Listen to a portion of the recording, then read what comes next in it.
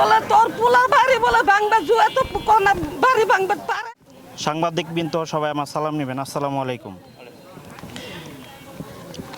আমাদের এলাকায় বিল্লাল হোসেনের ছেলে মোহাম্মদ শাহিন মিয়া পুলিশে চাকরি হওয়ার পর থেকে তার বাবা এবং তার বড় ভাই পুলিশ সদস্যর প্রভাব খাটিয়ে এলাকায় গরিব ও নিরীহ মানুষের উপর অন্যায়ভাবে মিথ্যা ও হয়রানিমূলক মামলা দিয়ে তাদের জমি দখল করে এবং অন্য জমি থেকে বালু উত্তোলন করে বিপুল পরিমাণ টাকা বিক্রি করে।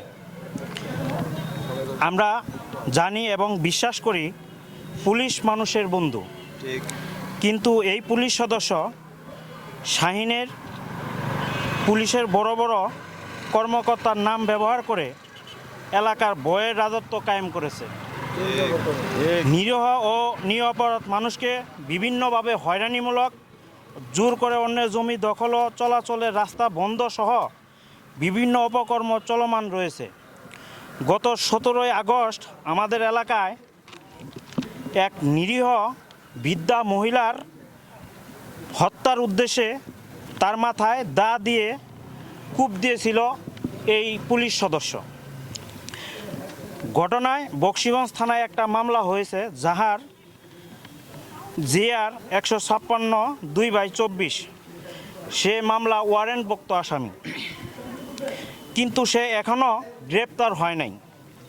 গ্রেপ্তার না হওয়ার কারণে পুলিশের ভাবমূর্তি অনেক নষ্ট হচ্ছে এবং গ্রেপ্তার না হওয়ার কারণে মামলার বাদীকে প্রতিনিয়ত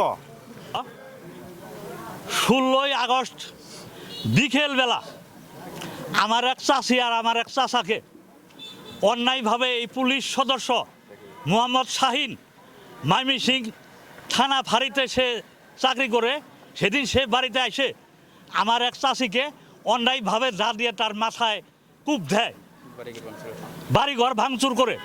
তার জন্যই এলাকায় যারা সাক্ষী আছে বাদী আছে তাদেরকে অনেক হুমকি দিতেছে যে মিথ্যা সাক্ষী দিয়ে এই মামলা না শেষ করলে কিন্তু তোমাদের সমস্যা আছে, নাহলে এই রাস্তা দিয়ে যাইতে দিব না।